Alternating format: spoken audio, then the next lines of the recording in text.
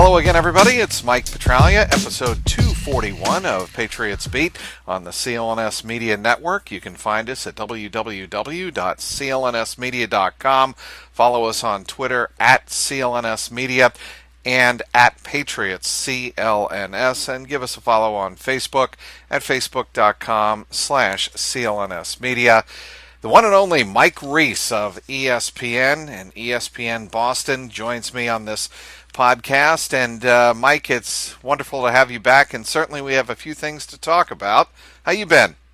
I've been great, Trags. Episode 241, I was sort of hoping for 199. That's a better number in New England football, 199. Certainly around this time. I'll take 241, Trags. I'll take it.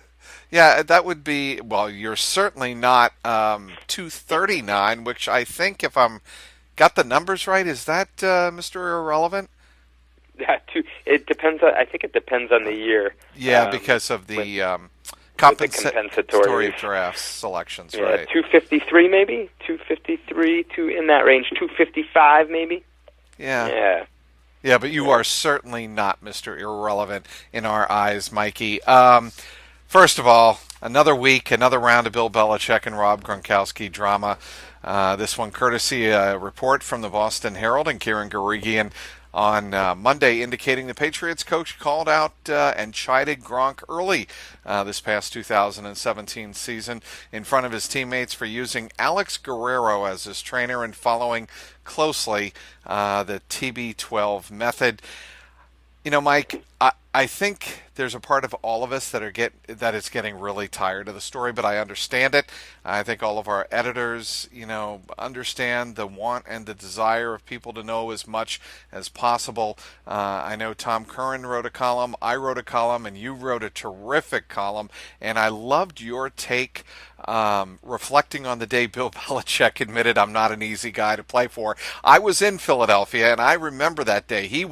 Bill was not feeling well that game, and it was a game, as you mentioned, they came from behind to win. They were facing such adversity, and I just kind of want to get your perception or your perspective on why that particular day came to mind. Well, so, this whole offseason, Trags, it seems like, a big topic has been the relations between Bill Belichick and a couple of his star players, Tom Brady and Rob Gronkowski. And, my feeling is, look, there's very possibly some strain there, and I always look at it and say, well, but let's put that strain in context of, is it ever is there ever really not strain? And is this just even more, is this just at a higher level? And to me, Bill's not an easy coach to play for, and he's the first one to say it, so I would expect there to be some level of strain. The question to me would be, is this just different than what it normally would be? I honestly don't know the answer to that, and I think both of us have great respect for Karen Guerrero at the Herald. Absolutely. And, we know she doesn't just go out and report things that aren't true. I think the one thought I would have as we talk about just this specific thing is, I do think that Bill Belichick is known for, doing this, so all the time. I think that's sort of important context, and when I say that, I want to make sure I say it with all respect, and this is not about shooting down any reporter or anything like that. It's just, look, Trags, it's a hard guy to play for. It's pretty tough on the guys, and I think it's to bring out the best in them, and he often does bring out the best in the players. Well, Mike, what I wrote is I don't doubt the veracity of Karen's report whatsoever. I made that really clear in my column on Monday. It's not the facts that, I would dispute in the very least about Karen's reporting. I mean, she's an outstanding reporter, and that's not the point. My point, my basic, underlying theme in interpreting that, like you said, you have to place the proper context, but what specifically I would have concern with is we don't know the when, why, and how, and all of that, Mike, as you know, matters inside that locker room, right? Well, that's a good point, and this is, again, not to,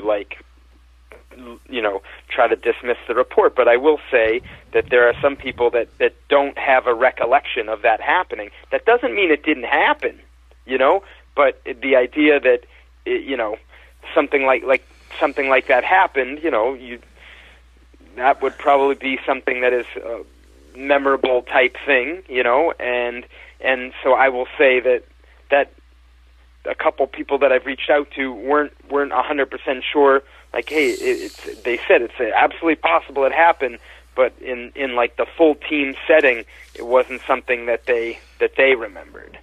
Well, as you pointed out, Mike, Belichick has always embraced the player that embraces adversity, right? And I tried to make this point as well. Is there one player that Belichick respects more in terms of his work ethic than Rob Gronkowski? I know obviously he respects Tom, quite a bit, and he's way up the ladder, but I don't think he has ever spoken as highly about somebody who works at his craft as Gronk does. Gronk works his tail off. Maybe Julian Edelman's up there. Certainly there have been others in terms of gaining Belichick's respect in terms of their work ethic. But Gronk's work ethic has been, I think, second to none. And, Belichick, because a guy like that works so hard, I would think there's an underlying respect and always has been there. Well, there is. I would say this though, Trags, and when I think back to the off season and training camp, and I remember asking Bill Belichick about Gronkowski and sort of this new approach, and I remember thinking like his answers were not very verbose. Not that he's verbose all the time, but let's put it this way: it was a topic he wasn't necessarily, looking to engage.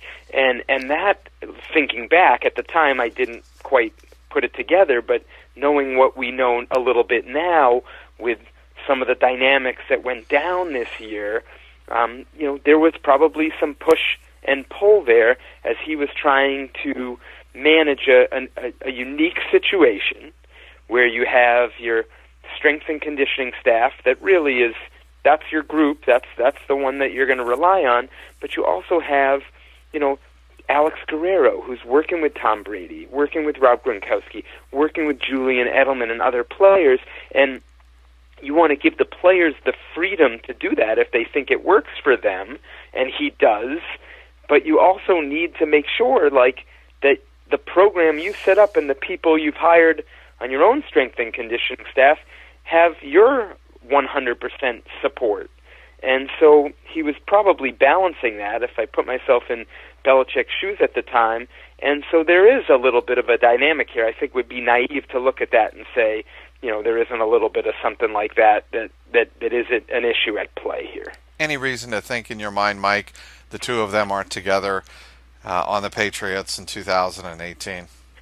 Well, I've been saying this, Trags, that I really believe that at the end of July, when we get to that hill in training camp and we're sitting there, I do believe that Bill Belichick will be twirling the whistle, Tom Brady will be throwing the football, and Rob Gronkowski will be catching it. Now, until it happens, I suppose that there's always going to be some level of doubt. And look, let's also call it like it is. With all this stuff swirling around, all it would take is really one of them to step up and say, look, there's no issue here. We're back. We're in. And no one has done that. So it has allowed it to swirl a little bit. So, those are some general thoughts on it. But I would say that I feel like that's what it's going to be, that they'll all be back. Now, whether they'll be back beyond this year, I also think it's fair to look at it and say, when Rob Gronkowski says after the Super Bowl he has to weigh his future, he plans on doing that, we're in a year-to-year situation now with him. He said it, right? And I think with Tom, too, you look at that now and say, you hope for 5, and he had long said to play to his mid-40s. Maybe that's shifted a little bit, and we don't know if it's shifted, but I think to just ignore some of the thoughts that he shared in the Tom versus Time docuseries, probably wouldn't be wise. I mean, that was good stuff, and it was real. And you see his kids growing, and him talking about how you can't get that time back. I mean, to me, that was a big part of the theme of the thing. It wasn't just Tom versus time in terms of him trying to outrace Father Time. It was also how he can't get the time back that as his kids get older, and how he's balancing the full-fledged commitment to be a top football player and also a top dad. So I think all those things are in play here. I think if anything, Mike, this has just underlined how the NFL for Belichick, Brady, and Gronkowski right now is a year-to-year proposition, and when they begin the season, I think they'll be all in. But until said time, I think certainly with regard to the players, there's always going to be that consideration of whether or not am I all in? Am I ready to commit myself to another 8 to 9 to 10 months of rigor that the NFL demands? That's what I really think it comes down to. Speaking with Mike Reiss, ESPN Boston's outstanding Patriots columnist, we're going to be joining up with him once again in just a few moments. Right now, I want to tell you about a new wellness brand for men. It's called Hims. 66% of men lose their hair by the age of 35.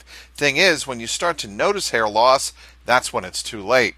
It's easier to keep your hair, guys, that you have rather than to replace the hair that you've lost. Why do guys turn to weird solutions or do nothing when they can turn to medicine and science? Here's the solution. forhims.com. It's a one-stop shop for hair loss, skin care, and sexual wellness for men. Thanks to science, baldness now can be optional. Hims connects you with real doctors and medical-grade solutions to treat hair loss. Order now. My listeners get a trial month of Hims for just $5 today. Right now, while supplies last. See the website for full details. This would cost hundreds if you went to the doctor or a pharmacy. Go to forhims.com/trags. That's forhims.com/trags. That's forhims.com/trags. Speaking with Mike Reiss of ESPN Boston. Okay, we've talked enough, I think, Mike, about Rob Gronkowski, Bill Belichick, and Tom Brady. I want to move on to the kind of the mechanics of what's coming up April 26th through the 28th down in Dallas, Texas, the draft. And the Patriots, I thought you had a terrific column and article on this week, talking about the success that the Patriots have had in years past when they have had 2 first-round picks. As it turns out, now the Patriots, of course, thanks to the Brandon Cooks trade with the Rams, they have the number 23 and number 31 overall picks, and they also have 2 second-round picks, 43 and 63. You mentioned the first time this happened in 2003. It was particularly notable as it was a result of having traded quarterback Drew Bledsoe to the Buffalo Bills. I forgot about that, Mike. That was a fun one, Trags. I mean, that one, not only did they trade him right in the division, to the Buffalo Bills. Think about that. That would have been the equivalent of the Patriots trading Jimmy Garoppolo to, like, the Bills. I don't think it would happen today. Maybe Bill would say no, nothing would. If it made sense for the team, I'd do it. But I think the dynamic today is a little bit different, Mike. Good point. And so they ended up trading him, getting a first-round pick, in 2003 for him. They end up using one of their first-rounders and then trading the other one into the next year because Baltimore wanted to come up and take a quarterback, Kyle Bowler. Didn't work out for them, but it was a good example of how the Patriots were able to take an asset, get an additional pick, and then push that asset into the next year. And then that went into 2004, and they ended up getting Vince Wilfork out of it with a strong first-round pick from Baltimore at that time. And you make the point that the Patriots and Bill have always done a good job of kind of using their position in the first round, getting that 2-for-1 to work back in 2003. I think fans, Mike, want to see the sexy this time around, and they want to see a quarterback taken in the first round. And I know you said, I think it was on the Mike Mayock conference call about a month and a half ago. Maybe that's not something you would expect them to do right off the bat. But has your perspective in that regard changed a little bit? That maybe the Patriots, because they're making some moves leading up to this draft, maybe they will be tempted to take a QB in the first round? Well, so the way I look at it is you're going to have probably the top 4 quarterbacks go either in the top 4 picks or the top 5 picks in the draft. So really, if the Patriots are picking a quarterback in the first round, it's going to be the 5th or the 6th or even the 7th quarterback in the round. I'm just not sure it makes sense for them, Trags, right, based on who those players are, Mason Rudolph, Lamar Jackson, and I'm not sure who you'd put as the 7th, that would warrant a first-round value. So the way I look at it, unless they're moving up into the top 5, which would mean mortgaging both first-round picks and probably next year's first-round pick, which seems just so unlike them, right, to do that. I guess I don't see it happening. Now, maybe at the end of the first round, if you're thinking about there's a guy that you'd consider taking in the second and you want to make sure you don't lose him with that top second-round pick at 43, maybe you do it. I'm just not sure that's going to work out that way based on the players available and the players that are projected, when those players are projected to come off the board. So something that fans, I think, Mike, and you know this, have to keep in mind when they consider the Patriots, it's not what everybody else projects as a fit for the Patriots or a priority for the Patriots. It's what the board, Bill Belichick, remember when Bill Belichick in one of those football lives told Ozzie Newsome, if there's one thing I can tell you about the draft, trust the board, trust your board. And Sure. if they have a quarterback rated very highly that they want before anybody else can get them, if it happens to be Mason Rudolph, a strong-arm guy from Oklahoma State, put up big numbers, you wonder about his accuracy and whatnot, but put up big numbers. Maybe that's a guy that they could have their eyes on, and maybe they draft him higher than everybody would expect. Yeah. Look, well, what's the one thing, Trags, that you would say about Bill Belichick? The only thing that would be a surprise is if he doesn't do something to surprise us, right? So would it be absolutely off the board shocking if they took a quarterback in the first round? No. I think I could actually make the point that they could take any position in the first round, maybe outside of kicker, punter, and long snapper, even though we know how much Bill likes special teams, and you could make a case for it.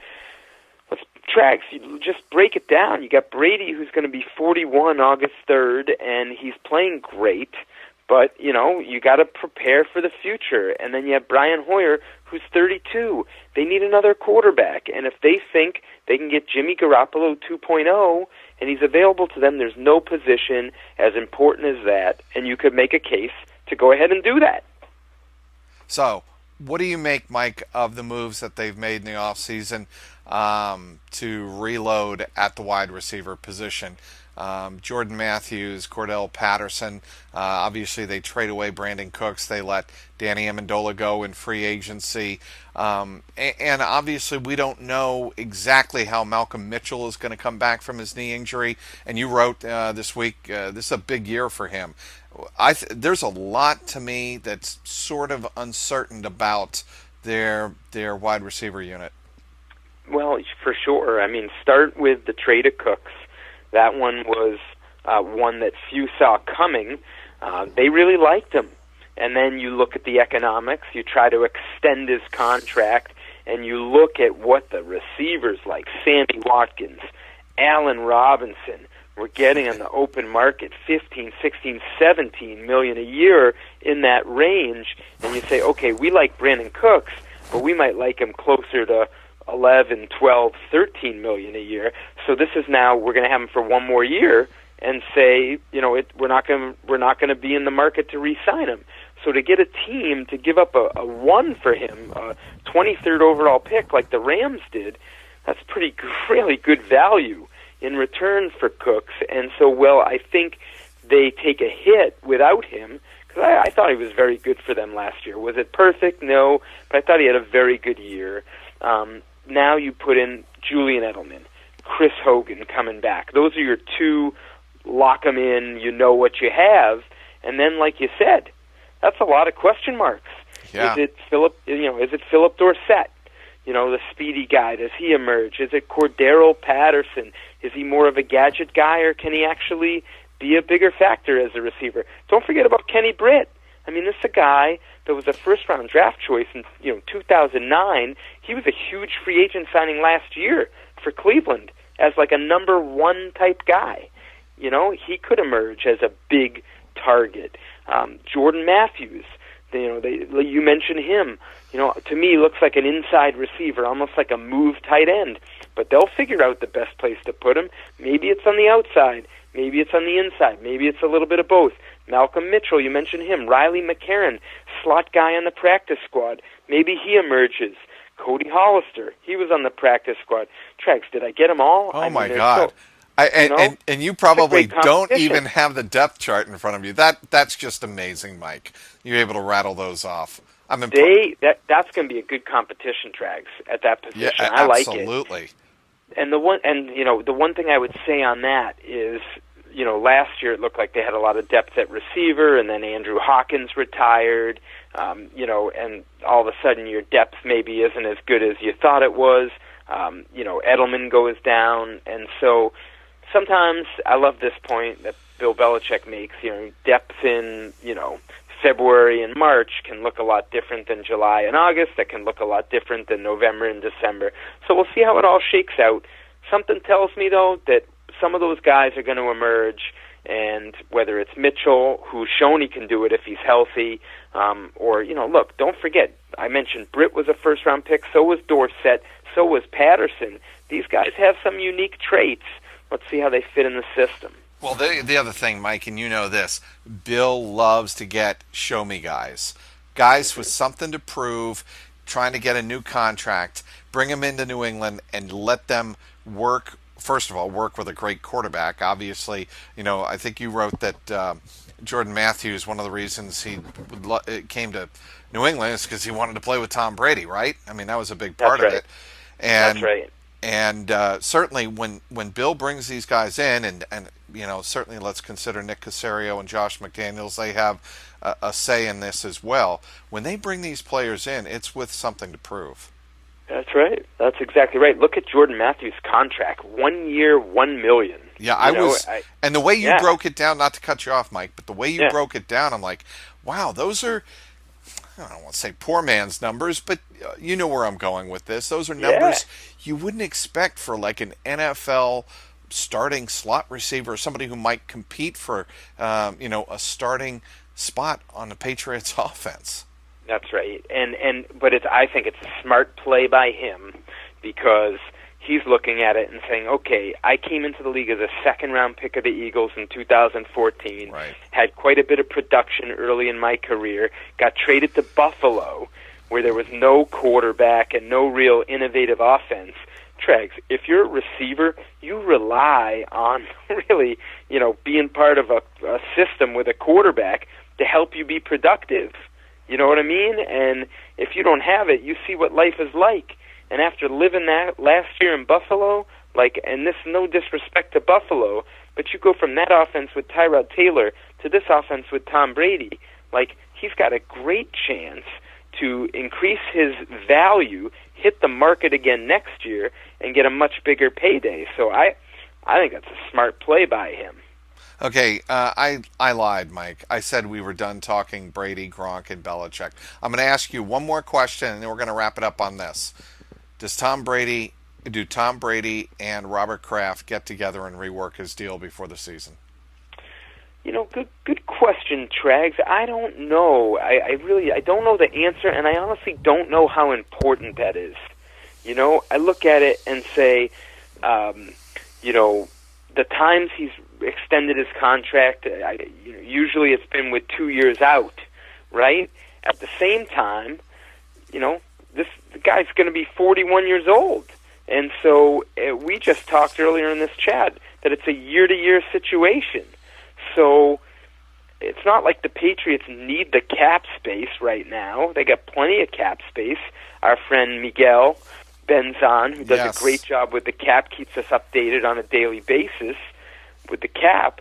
So, part of the reason they would do that would be to create the cap space, right? So they're in good shape there. Maybe if they felt like Tom deserved more or Tom felt like he wanted more, maybe that's a reason to do it. But if he's fine with the deal, and, usually he is, because his whole thing is, I just want to be paid fairly and put the best team around me. Assuming that hasn't changed, maybe I'm naive on this, Trags. I just don't even know if it's a big deal, whether they do it or not. They got 2 years left, and if we just said we're year to year, maybe this is the time where you say, yeah, in the past we've done it with 2 years remaining, but we don't need to do that now because we're at a different stage of Tom's career, and the team doesn't necessarily have any urgency to do it because it doesn't need the cap space. Right, and I just think that you're right on the money, Mike, that if neither side feels the urgency to do it, then I think it's status quo, and maybe it gets addressed after the 2018 season. I think there are so many balls up in the air right now that perhaps all sides want to see how things play out. Maybe Tom wants to see how Bill's situation plays out. Maybe Robert Kraft wants to see, how the coaching situation turns out on the field and how people respond off the field after, so much reported tumult this year. I think it's, one of those things where maybe it's just good to take a step back and let things play out. And I can see where you're saying that maybe all sides involved happen to do that. Yeah. Mike, I want to thank you very much once again for joining us. How can people follow you? Well, Trags, I would say ESPN.com. There's a Patriots page. We try to fill it up with some good stuff whenever we can. And then on the social media side on Twitter, it's just my name, Mike Reiss, R-E-I-S-S. You are the best, Mike. Very Trags, much appreciate you are too. It. Hey, best to you, best to your family. I can't believe you have a daughter getting ready to go to college. Unbelievable, Trags. Great stuff. Yeah, off to the land of Big Ben. Ben Roethlisberger is where Fantastic. Yeah, it's going to be a very, very exciting time in the Petralia household. The all-new CLNS Media website is launched at clnsmedia.com.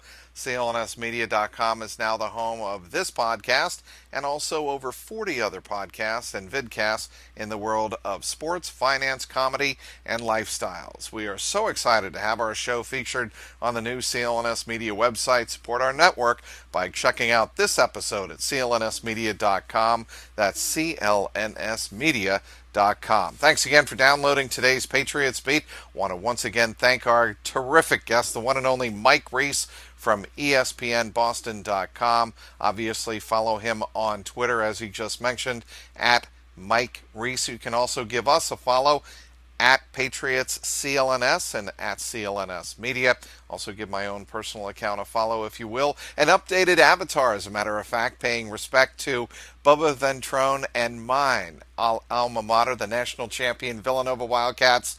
I just thought I'd throw that in, Mikey. At Trags, Trags. Today's sponsor, forhims.com. For Patriots content manager Michael Angie, CLNS media executive producer Larry H. Russell, and the founder of the network, Nick Gelso. Thanks to everyone who tuned in. This is Mike Petralia, and this is the Patriots Beat podcast, powered by CLNS Media.